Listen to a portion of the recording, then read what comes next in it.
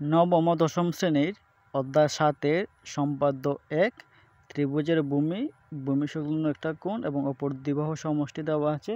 ত্রিভুজটা আমাদেরকে আঁকতে হবে। তো চলো দেখে আসি কিভাবে আমাদের ত্রিভুজটা আঁকতে হবে। দেখো, প্রথমত আমি একটি ভূমি নিয়েছি। ভূমিটা ৬ সেন্টিমিটার আমি একটি ভূমি নিয়েছি।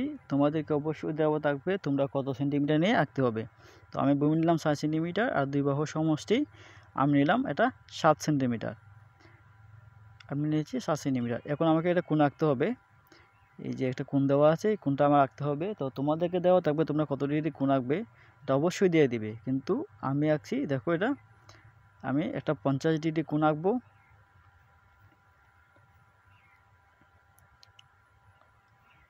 দেখো, ভালো করে লক্ষ্য করে দেখতে হবে। কিন্তু দেখো, আমি একটি কোণ কাটলাম ৫০ ডিগ্রি। এই যে ৫০ ডিগ্রি কোণ হয়ে গেল।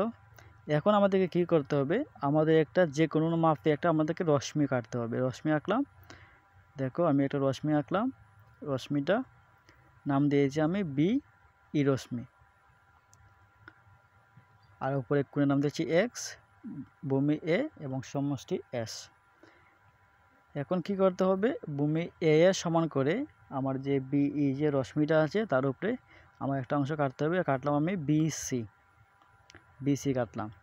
বিসি কাটার পরে কোণ এক্স এর যে সমান করে এক্স কোণের সমান করে আমার একটা কোণ আঁকতে হবে বি বিন্দুতে। তো দেখো, আমি কোণ এক্স এর সমান করে বি বিন্দুতে একটা কোণ কাটলাম দৈর্ঘ্য মাপ নিয়ে। এখন আমাদেরকে প্রস্থ মাপ দিতে হবে।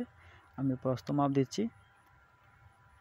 ওই যে দুইটা বাহু এক হয়েছে, দুইটা যে ছেদ করেছে ওই বিন্দুর উপর আর একটা রশ্মি লম্বা টান দিয়ে কাটতে হবে আমাকে। তো আমি আবারও লম্বা টান দিয়ে যোগ করলাম। এখন কি করতে হবে, আমার যে এস আছে এস এর সমান করে যে রশ্মিটা কেটেছি তার উপরে আরও কিছু অংশ আমি কেটে দিলাম। কাটার পরে সি বিন্দু আর কাটা বিন্দুটি আমি যোগ করে দিলাম। দেখো, আমি এটা নাম দিয়েছি ই এবং যে অংশটা মিলিত হয়েছে তার নাম দিয়েছি তার নাম দিব ডি। দিলাম আমি ডি। এখন কোণ ডি এর সমান করে কোণ সি বিন্দুতে আরও একটি কোণ আঁকতে হবে। আমি প্রথমত দৈর্ঘ্য মাপ দিচ্ছি। এটা আন্দাজি, আমি যতটুকু ইচ্ছা তুমিও কাটতে পারো। আমি কাটলাম অতটুক। সেম মাপে আমি সি বিন্দুতে আরও একটি কোণ আঁকছি। প্রস্থ মাপ দিচ্ছি, প্রস্থ। এখন যে দুইটা বিন্দু এক হয়েছে লম্বা টান দিয়ে যোগ করতে হবে। আমি লম্বা টান দিলাম।